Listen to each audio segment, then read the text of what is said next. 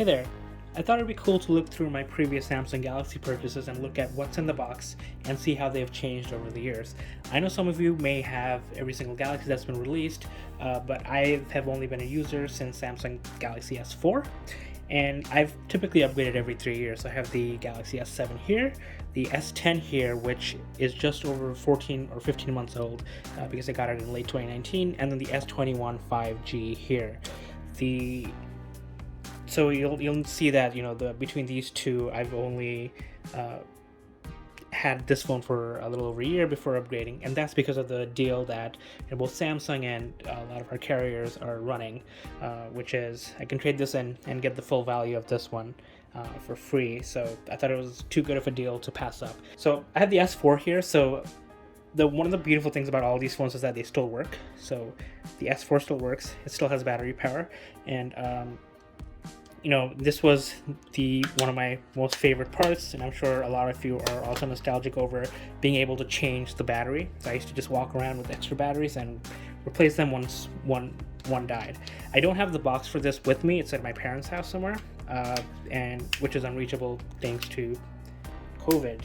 The next one I have is the Galaxy S7, the Samsung Galaxy S7. This is the first phone I ever pre-ordered, and I used it for almost 4 years before upgrading to the S10, and that's because it was my favorite phone for a long time, and it still works.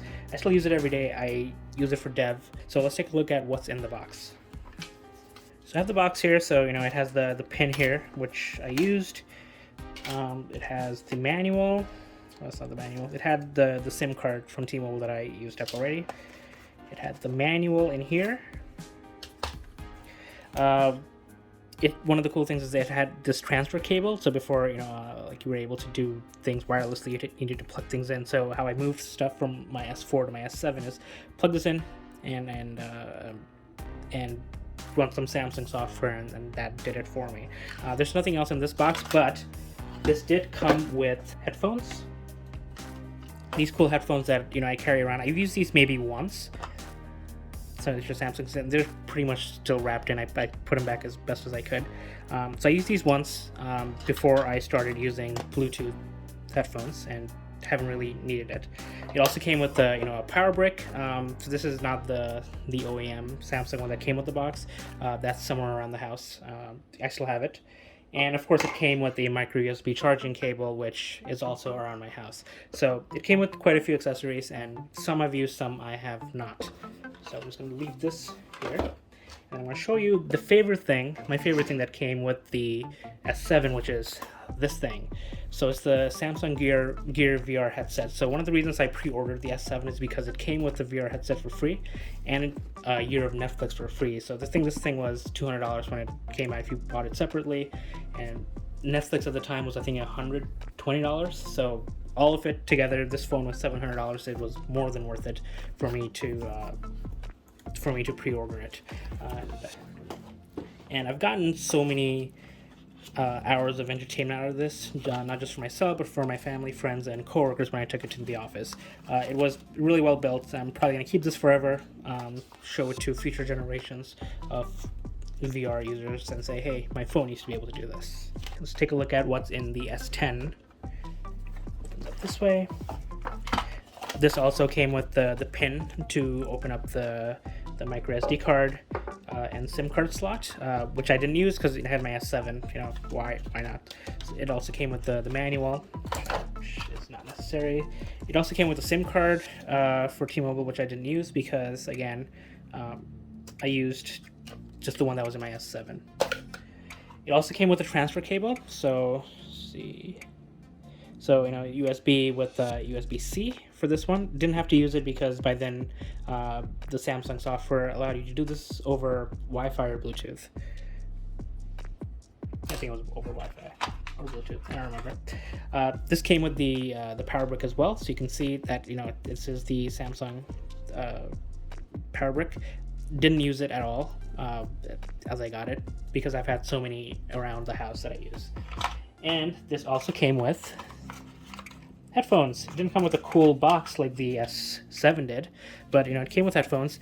As you can see, I didn't even use it. I didn't even open it, so it's still wrapped in its packaging, but you know, it's cool to have, right? I think some people enjoy just the accessories that come with it, just to collect this back. So again, all of these things are used. So in here was the USB-C cable that they gave, which I unfortunately lost. It fell out of my pocket at some point, but you know, I have plenty of those as well. So that was the S10 box. As you can see, a lot of my accessories have not been touched.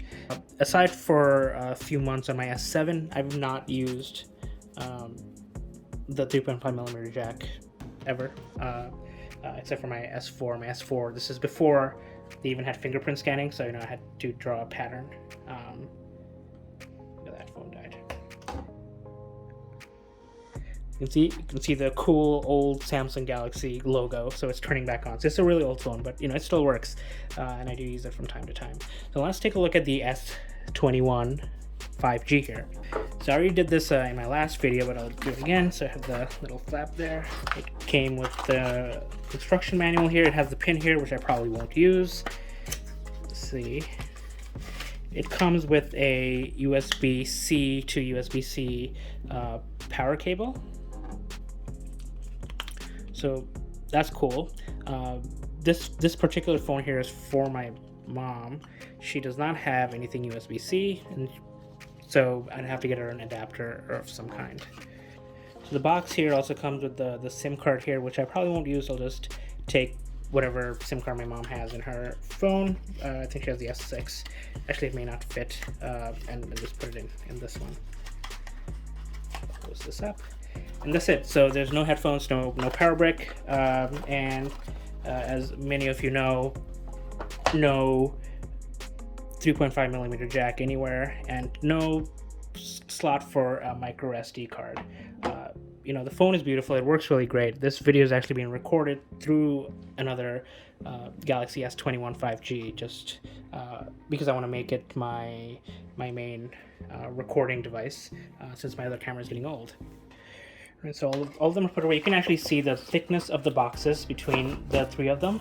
So I'll put it like this, and you can see that the S7 was actually the thickest, followed by the S10, and then the S21 5G is very thin. It's about half the size of the S7. So it's interesting, you know, the Samsung's and Apple's decision to stop giving so many things to us, even though we pay thousands of dollars for these phones. Like, these are hundreds of dollars, but if you buy a couple of phones, they end up being thousands of dollars, and you have to spend some more money for a power brick. So as I went through my previous phones, you know, I've mentioned that, you know, I ended up not using, you know, the headphones that came with it, and for my S10 didn't even take out the power brick. So I can understand why they would want to take away some of these extra accessories, because we have them from our previous purchases and we end up reusing them anyway. I also think that, you know, it's we are still paying a lot of money for this, and for a lot of people it is, you know, just about like collecting things and having like a whole package. So I know people are upset. They did remove the micro SD card slot from the S21, but they did that for the S6 as well, and they brought it back for the S7. So who knows, maybe for the S22 they'll bring it back. For my S21, I actually got the 256 gig version because on my S10 I had a 128 gig SD card along with 128 gigs of space, and I ended up using combined about 110. So I knew I needed more space for this because I wanted to take more videos. I wanted to save more photos and do more with it. But you know, who knows if it'll be back.